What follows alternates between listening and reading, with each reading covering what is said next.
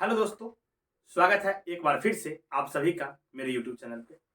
दोस्तों, आप सभी का बोर्ड एग्जाम काफ़ी नज़दीक है। बहुत से स्टूडेंट के साथ ये प्रॉब्लम है कि उनको याद किया हुआ याद नहीं रहता, या फिर वो कैसे याद करें कि लंबे समय तक याद रहे। और दिक्कत ये होती है कि हम याद तो कर लेते हैं, एग्जाम में लिखते समय प्रॉब्लम आ जाती है कि हम उसको लिख नहीं पाते, वहां पे भूल जाते हैं। ये प्रॉब्लम है क्या, इसको समझना जरूरी है। आज की इस वीडियो में हम इस प्रॉब्लम के जड़ तक जाएंगे, ये प्रॉब्लम होती क्यों है और इसको हम सॉल्व कैसे करेंगे। यकीन मानिए दोस्तों, आज की इस वीडियो के बाद आप ये वर्ड जो बार बार यूज करते हैं ना, याद करना, ये बंद कर दोगे। क्योंकि याद तो करना ही नहीं होता है ना, आपको हम बताते हैं कि आपको करना क्या है। उस चीज को अप्लाई कीजिए आप अपने स्टडी में। आपके पास सिलेबस कम पड़ जाएंगे पढ़ने के लिए, आपके पास टॉपिक कम पड़ जाएंगे पढ़ने के लिए। आप कहोगे सर क्या पढ़े, टॉपिक ही नहीं मिल रहा है पढ़ने के लिए, सारे चीज तो पढ़ लिए हैं। और ये भी नहीं होगा कि ये सर भूल गए, सारे याद भी रहेंगे आपको। आप अपने टीचर के बराबर खड़े हो जाओगे। जैसे आपके टीचर को सभी टॉपिक लाइन बाय लाइन याद रहता है, आपको भी वैसे याद रहेगा। बस अभी तक आपको जो तरीका बताया गया वो गलत तरीका बताया गया है। आपने जो तरीका यूज किया है पढ़ने में वो गलत है, इसीलिए आप पीछे हो। हमको स्मार्ट वर्क करना है दोस्तों, हार्ड वर्क नहीं।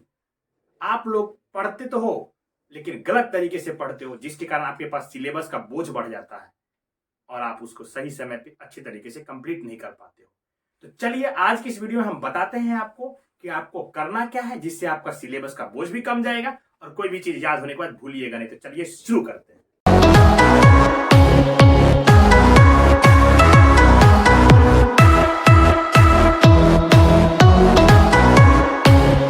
दोस्तों, स्टूडेंट के बीच ये आम प्रॉब्लम है भूलने की। सिर्फ स्टूडेंट ही नहीं, दुनिया के हर एक प्राणी भूलता है। अगर मानव नहीं भूलेगा, भूलना हम लोगों का वरदान है। कहोगे कैसे? अगर मानव कोई चीज नहीं भूलेगा तो वो क्या एक चीज को बार बार याद करके अच्छे तरीके से फील कर पाएगा, मतलब अपने लाइफ को ढंग से जी पाएगा? नहीं जी पाएगा। कहोगे कैसे? अगर मान लो तुम कोई चीज, तुम्हारे साथ कोई घटना ऐसा घटा हो लाइफ में जिससे में तुम काफी दुख महसूस किया हो, काफी सैडनेस फील किया हो, और वो चीज तुम्हारे दिमाग से जा ही नहीं रहा है, तुम वही याद कर रहे हो, वही याद कर रहे हो, तो क्या तुम आगे के कार्य को, आगे की जो भी तुम्हारा लाइफ है उसको सही से जी पाओगे? देखते होगे मनुष्य के जीवन में इतना प्रॉब्लम आता है, समय के साथ मनुष्य उस प्रॉब्लम को फेस करता है और आगे चलता है, फिर भूल जाता है कि पीछे हमारे साथ क्या हुआ, अतीत में क्या हुआ। जबकि बहुत बड़ा बड़ा घटना उसके साथ अतीत में हुआ रहता है। फिर भी कुछ ऐसा नहीं है कि सारी चीज हम भूल जाते हैं, हमेशा के लिए भूल जाते हैं, नहीं। अतीत की कुछ चीजें हमको याद भी रहती है लेकिन हमेशा याद नहीं रहता। तो ये भूलना मानव के लिए वरदान है, तो भूलता तो सब है। तो जैसे वो घटना जो काफी खतरनाक कहो या काफी अच्छा भी कहो, दोनों याद रहता है, तो वो घटना याद रहता है। एट अ टाइम हमको याद नहीं रहता, मतलब माइंड में लेके घूमते नहीं रहते, हमेशा वही घटना को घुमाते नहीं रहते हैं, लेकिन याद तो रहता है। वैसे हमको जो हम सब्जेक्ट पढ़ते हैं वो क्यों नहीं याद रहता? वैसे ही हमको जो भी टॉपिक जो पढ़े हैं फ्यूचर में वो क्यों नहीं याद रहता हमेशा? वो क्यों हम भूल जाते हैं और बार बार उसको याद करना पड़ता है? तो याद तो करना ही नहीं है। आप लोग करते क्या हो पता है? याद कैसे करते हो? देखो, कोई मान लेते एक टॉपिक ले लिया आपने, बुक लेते हो ऐसे, हाँ, और याद करना शुरू करते हो। से लीजिए basic and fundamental unit of life, से लीजिए basic and fundamental unit of, से लीजिए बेसिक एंड फंडामेंटल, ऐसे करते। ये तरीका ही नहीं है। कितना देर कर लोगे ऐसे? कैसे इतना ऐसे करे कितना देर पढ़ोगे? एक चीज को एक वर्ड पकड़ते हो, उसको लय में लाते हो, फिर बार बार उसको रटते रहते हो। जैसे कोई फॉर्मूला रखना है तो एस बराबर ut plus half at, S बराबर ut plus half at square, S बराबर ut plus half at square, S बराबर ut plus half at square. ऐसे मूडी बंद करके देखते विद्यार्थी झूल रहा है और पढ़ रहा है। भाई ये तरीका ही नहीं है। इसको करोगे, ठीक है, तुम करते हो तो इसीलिए तुमको पढ़ाई बोझिल लगता है ना, तो तुम छोड़ देते हो पढ़ना, मजा नहीं आता। फिर देखते हो इधर, फिर उधर देखते हो, पापा है मम्मी है, डांट तो नहीं पड़ेगी, तब तक पढ़ते रहते हो। जैसे ही देखा हो गया, आया दाया बाया करके फिर खत्म। क्योंकि पढ़ने में मन ही नहीं लगता। ये तरीका ही नहीं पढ़ने का। कितना देर पढ़ोगे ऐसे? एक से आधा घंटा तुम्हारा सारा एनर्जी खत्म हो जाएगा। जब एनर्जी ही नहीं रहेगा तो पढ़ोगे कहाँ से?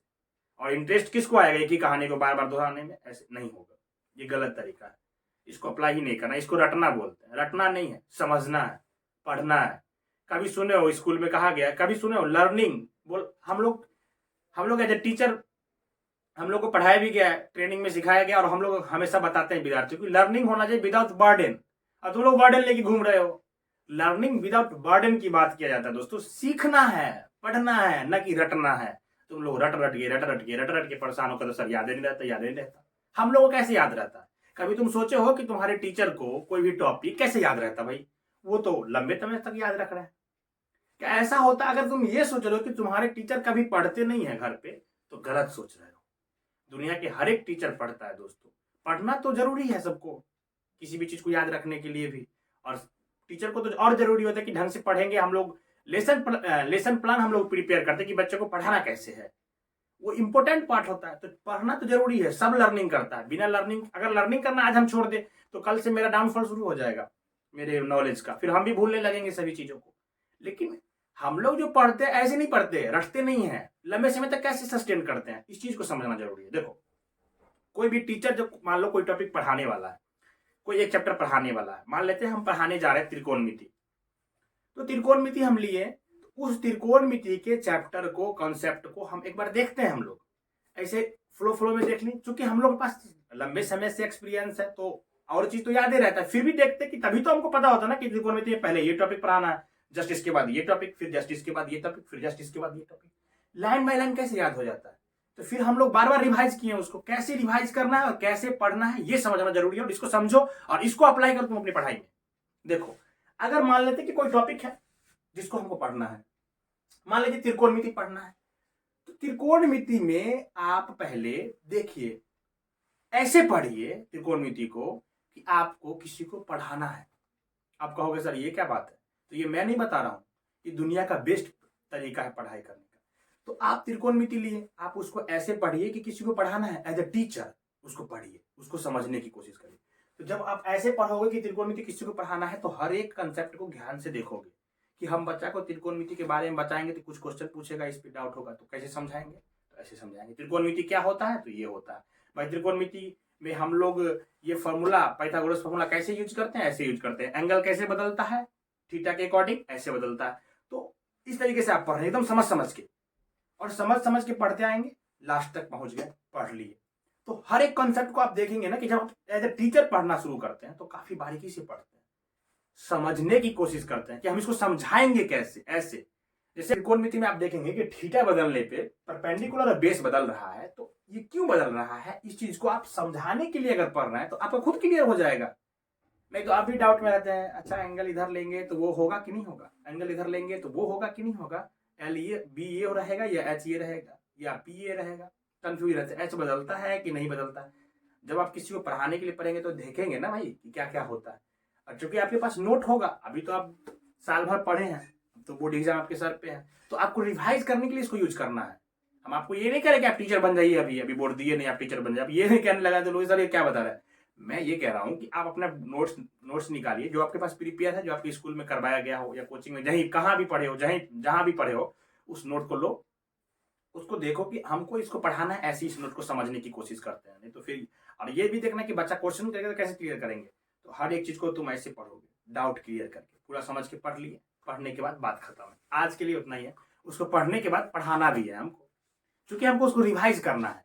अभी पढ़ने के बाद 100% नहीं होगा कंप्लीट। जब उसको पढ़ लिए तो अब उसको हमको पढ़ाना है। अब कहोगे सर हम पढ़ाएंगे कैसे, हमारे पास तो कोई स्टूडेंट नहीं है, हम तो कोई टीचर नहीं है।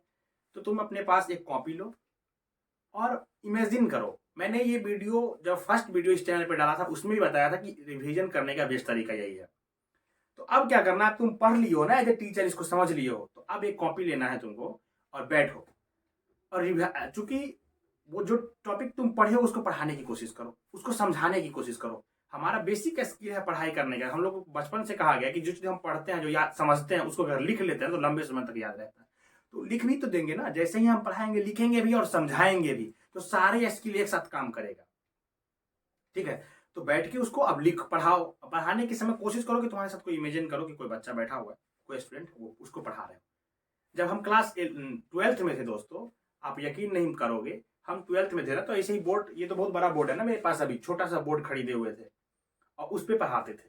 किसी को नहीं, कोई नहीं तो रहता था मेरे पास बच्चे, बस हम उसको खड़ा, चूंकि हम एज ए टीचर फील करते थे, तो उस बोर्ड पे ऐसे ही खड़ा होकर पढ़ाते थे। और कैलकुलस उस समय भी मेरे जवान पे था, एनसीईआरटी का हर एक क्वेश्चन का सोल्यूशन हमको ध्यान में था कि कैसे क्या सोल्यूशन होना है, कहाँ पे क्या फंसता है, कहाँ पे क्या नहीं फंसता, क्योंकि हम इतना बार उसको पढ़ा चुके थे ना, इतना बार प्रैक्टिस कर चुके थे, और ये बेस्ट तरीका था प्रैक्टिस करने में, टाइम ही नहीं लगता था। जैसे आज हम कैलकुलस का कोई पार्ट पर हैं, वो एक्सरसाइज सॉल्व करना है, और एनसीईआरटी एक्सरसाइज में कितना 15 से 20 क्वेश्चन होती थी, बस 1 घंटा में काम खत्म।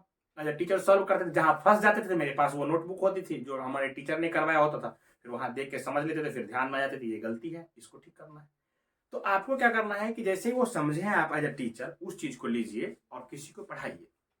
अगर आपके पास घर में छोटे बच्चे हैं तो उसको पकड़ लीजिए, और अच्छा रहेगा, आपको और अच्छे से फील होगा, सामने कोई रहेगा तो। अगर नहीं है तो इमेजिन कर लीजिए, नहीं तो मेरे जैसे अप्लाई कीजिए, अपना कॉपी हो या कुछ भी, इसको लगा के यहाँ पे एज अ टीचर पढ़ाने की कोशिश कीजिए। हम ये नहीं करेंगे आपको भर दिन यही करते रह जाना, आपको टीचर बनना है अभी, ऐसा नहीं कह रहे, लेकिन यही तरीका है दोस्तों, हम लोग लंबे समय तक याद रखते हैं इसी को करके। तो आप भी इस चीज को इमेजिन करिए ना कि आपके पास कोई विद्यार्थी आपको उसको पढ़ा रहे हैं, और पढ़ाइए। अगर कोई टॉपिक में फंस जाए तो आप नोटबुक देख सकते हैं, ऐसा नहीं है कि नोटबुक नहीं देख सकते, एकदम हम टीचर हो गए तो ऐसा कर ही नहीं सकते, ऐसा कोई बाउंडेशन नहीं है। लेकिन आप जब एक्सप्लेन करते हैं किसी भी चीज को, तो वो चीजें जितने जल्दी सस्टेन होती, जितने ज्यादा मेरे दिमाग में आती है, जितने ज्यादा समझ में आता है, और अलग अलग डायरेक्शन से सोचने की क्षमता हमारे अंदर आता है। जैसे ही आप समझा रहे होते तो कुछ दिखता रहे, यार इसको तो ऐसे भी कर सकते थे, तो नया नया चीज आपको एक्सप्लोर करने की को मिलेगा, और बेसिक कंसेप्ट की गहराई तक आप जाइएगा तो भूलिएगा नहीं। और आप यकीन करो दोस्तों, बोर्ड एग्जाम के बाद आप में इतना क्षमता हो जाएगा कि आप उस सब्जेक्ट को किसी को पढ़ा सकते हो। तो यही तरीका है। आज का वीडियो का कंक्लूड करें दोस्तों, तो मेन ये बात है कि पढ़ना है आपको एज अ टीचर, क्योंकि हमको किसी को पढ़ाना है, ये सोच के पढ़िए, उसको समझने की कोशिश कीजिए। लर्निंग करना है, रटना नहीं है। और दोस्तों, रिवीजन ऐसे करना है कि जैसे किसी को हम पढ़ा रहे हैं, इमेजिन करना है, और किसी को पढ़ाने जैसे रिवीजन करना है। कॉपी लीजिए, उस पर सेम चीज पढ़ाने की कोशिश करें, अप्लाई करके देखिए इसे अपने स्टडी में। अगर आपको रिजल्ट नहीं मिलेगा तो आगे कमेंट में लिखिएगा। मैं ये नहीं कहता हूं कि आंख बंद करो, मेरे ऊपर विश्वास कर लो। दोस्तों, यही तरीका बेस्ट तरीका है, ये हम जरूर जानते हैं, हमने अप्लाई किया, हमें पता है। तो आप एक चैप्टर लीजिए, एक चैप्टर पे अप्लाई कीजिए, 1 दिन का समय लगेगा। मैं कोई गलत चीज तो बता नहीं रहा हूँ, पढ़ाई के ही बारे में बता रहा हूँ, पढ़ने के लिए ही तो कह रहा हूँ।